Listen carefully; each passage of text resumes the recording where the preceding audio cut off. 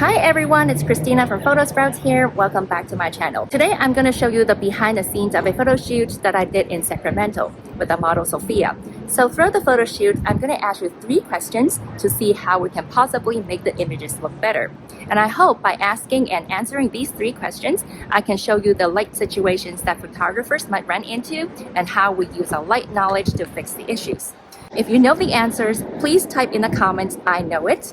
And of course, please like this video and subscribe to Photosprouts for more lighting knowledge. Thank you so much for watching and enjoy! Let's get you some close-up shots. Okay, I'm zooming into the 35 millimeters and I will be just getting her half body like this.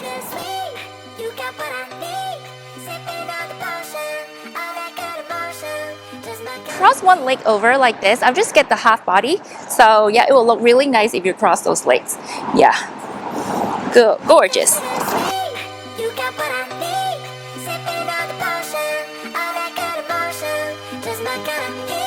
Oh, careful. 1, 2, 3, go. Okay.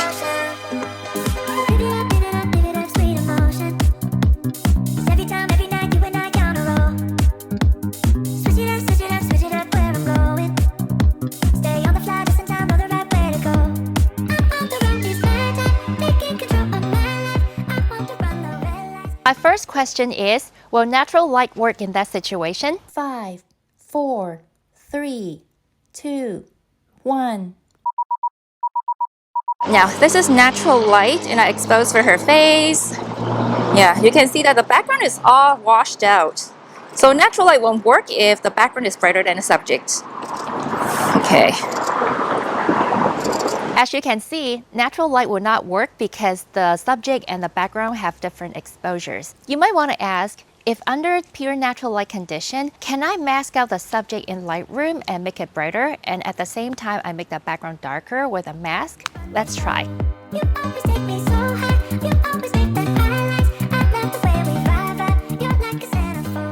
The photo looks a little bit fake to me and people will know that I've done a lot of post-processing.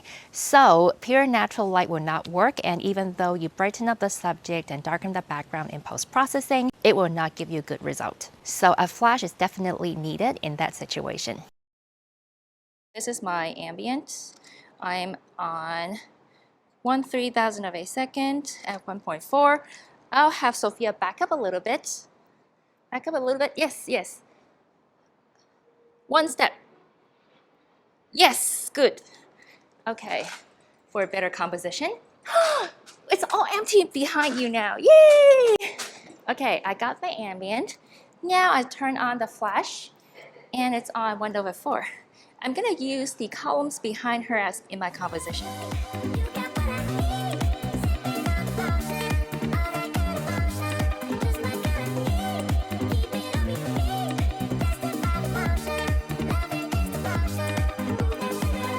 The light in these photos is too flat and the flashlight looks very artificial to me. So my second question is, how should I reposition the flash to make the images look more realistic? 5, 4, 3, 2, 1. Looks like it's really flat and unrealistic. In order for the flash to look as good as natural light, we should place it at the same direction as the natural light. Look at the bridge. The bridge is here. Okay, look at the bridge. Yes. Perfect. Yeah. That is so good. You will love this. And a few more.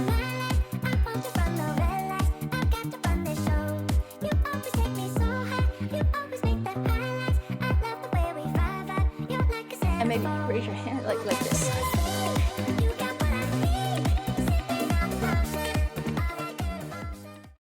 Okay, if the light is not close, then it's not gonna get the result.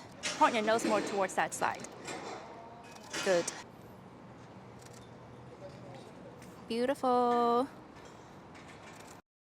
It looks like the light on Sophia's face is not even and clean. So what should I do? This is my third question. 5, 4, 3, 2, 1. Where your face should get close to the light. Yes, yes, the light. And your face needs to be in the shade. No sun, no sun. Fully in the shade. Yeah, like this. Good. Right here, okay? Now, don't move. I'll back up the light because it's now getting really close to you. I had to put Sophia fully in the shade so that the ambient light will have no effect on her exposure. Only the flash was responsible for lighting her up. Nice, and then do this. Yeah, good.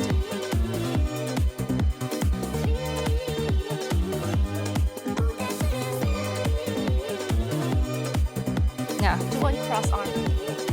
Yes, this is what I want.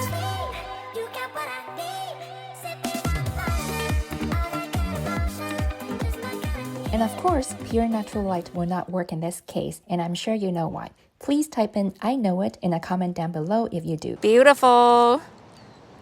Good. The ambient light in the background is too harsh, and honestly, I don't like it.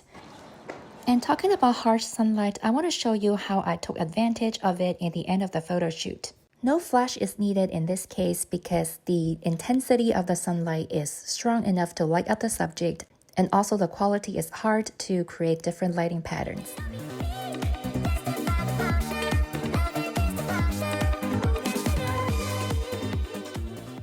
So, what do you think about this video? I hope you like it, and hopefully the 3 scenarios will help you see how we photographers tackle with difficult light situations. When it's your turn next time, don't be afraid when things don't go right. Use your lighting knowledge and fix things immediately and confidently. So there's so much I want to show you with my over 10 years of portrait photography experience, but it's not quite possible in this really short YouTube tutorial. So I've created an online master lighting class, Build Your Confidence in On-Location Lighting, in which I'm going to show you how to use ambient light plus an off-camera flash to create different images, including classical dramatic portrait and also light and airy images. I'll show you how to tackle with different light conditions, including harsh light, overcast day, and an open shade, closed shade, and also a complete shade. So I hope you can sign up for the class. And last but not least, please like this video and subscribe to Photo Sprouts for more lighting and portrait photography tips. Thank you so much for watching. I'll see you next time. Bye-bye! We're Photo Sprouts photography workshops in San Francisco and Palo Alto. Equipment is provided for beginners so that they don't have to buy a camera to come to a photography class.